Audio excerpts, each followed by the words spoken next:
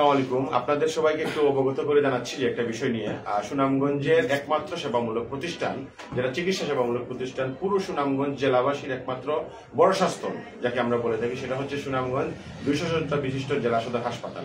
এই হাসপাতালের দুর্নীতি, অব্যবস্থাপনা, অনিয়ম এবং ঔষধ চুরি, ঔষধ বাণিজ্য, টেন্ডার বাণিজ্য সহ আউটসোর্সিং কর্মী নিয়োগ, পরিচ্ছন্ন কর্মী নিয়োগ সহ যাবতীয় কার্যকলাপের কার্যদেশের ক্ষেত্রে যে দুর্নীতি, অনিয়ম এবং অব্যবস্থাপনা এবং ক্ষমতার অপব্যবহার করে যে কার্য পরিচালনা করে আসছে দীর্ঘদিন যাবৎ, সেটার প্রতিবাদ স্বরূপ হিসেবে সুনামগঞ্জ এই কি হাসপাতালের সাবেক ওয়ার্ড বয়, যিনি হচ্ছেন বড়পাড়ার স্থায়ী বাসিন্দা, এবং তৌহিদ মিয়া, যাকে সুনামগঞ্জ সদর হাসপাতালের তত্ত্বাবধায়ক সার্টিফিকেট দিয়ে বলেছিলেন দক্ষ কর্মী, সেই সব দক্ষ কর্মীদেরকে উনি নিয়োগ না দিয়ে এই অন্যান্য আসামিদের সাথে সম্পৃক্ত করে বিভিন্ন ধরনের অরাজকতা, নৈরাজ্য এবং এই সেবামূলক প্রতিষ্ঠানকে ধ্বংস করার ষড়যন্ত্রে লিপ্ত রয়েছেন।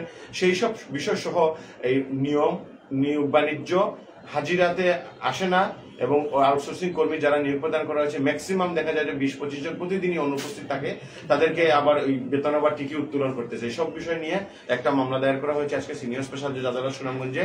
মামলা নম্বরটা হচ্ছে স্পেশাল মামলা নম্বর হচ্ছে 9/2025। এখানে আমাদের লার্নের এডিশনাল পাবলিক প্রসিকিউটর, নারী শিশু নির্যাতন দমন ট্রাইব্যুনালে আমাদের স্যার ছিলেন উপস্থিত। স্যারও শুনানিতে অংশগ্রহণ করেন। আমরা সবাই ওখানে প্রায় 40-50 জনের মতো বিজ্ঞ আইনজীবীরা উপস্থিত ছিলেন, সবাই শুনানি করেন। শুনানিতে আমরা বলি যে এই আসামি যারা হচ্ছেন কি ডাক্তার মোহাম্মদ মাহবুবুর রহমান স্বপন, উনি হচ্ছেন তত্ত্বাবধায়ক সুনামগঞ্জ সদর 250 শয্যা বিশিষ্ট সদর হাসপাতাল। আর আমরা 2 নম্বর আসামি হিসেবে আছেন মুশারফ হোসেন, 3 নম্বর আসামি হচ্ছে সাজিদুর রহমান, আর 4 নম্বর আসামি হচ্ছে মেডিকেল টেকনিশিয়ান, ওই হাসপাতালের মেডিকেল টেকনিশিয়ান জুবাইর আহমদ, এবং নয়ন দাস, উনি হচ্ছে হেলথ এডুকেটর হিসেবে আছেন, এবং শফিকুল ইসলাম আছেন, উনি আসামি, এবং একে আজাদ, যিনি হচ্ছেন outsourcing company Gausia trading security training এবং লজিস্টিক সার্ভিস যেটা আছে, উনার ব্যবস্থাপনা পরিচালক। উনাদের বিরুদ্ধে এই যে মামলাটা দায়ের করা হয়েছে, সেই মামলাতে 11 জন ভুক্তভোগীর বিবরণ এবং 11 জন ভুক্তভোগীর স্টেটমেন্ট সম্বলিত ভিডিও ফুটেজ আমরা মাননীয় আদালতে দাখিল করি। মাননীয় আদালত আমাদের অনেকগুলো আইটেম, ফিরিস্তির আইটেমে প্রায় আমরা লার্নের সিনিয়রের সাথে কনসাল্ট করে আমরা প্রায় 22টা আইটেম আমরা আদালতে ফিরিস্তি আকারে দাখিল করি।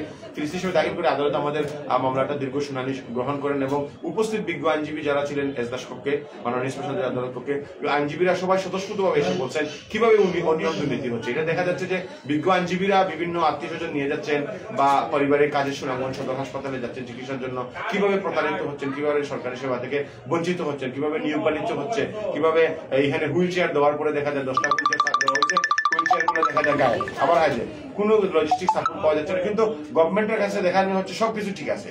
এবং এই যে তৌহিদ মিয়া শুধু মামলাটা করছেন, শুধু মামলাটা যে উনার আউটসোর্সিং কর্মী হিসেবে উনাদের সাথে নিয়োগ বাণিজ্য হয়েছে, নিয়োগ বাণিজ্যের প্রতিবাদ স্বরূপ, তাই না, মূলত হচ্ছে সুনামগঞ্জের এই সেবামূলক প্রতিষ্ঠানটিকে রক্ষা করার জন্য, ধ্বংসের হাত থেকে রক্ষা করার জন্য, নীতি অনিয়মের রক্ষা থেকে এই মামলাটা দায়ের করা হয়েছে।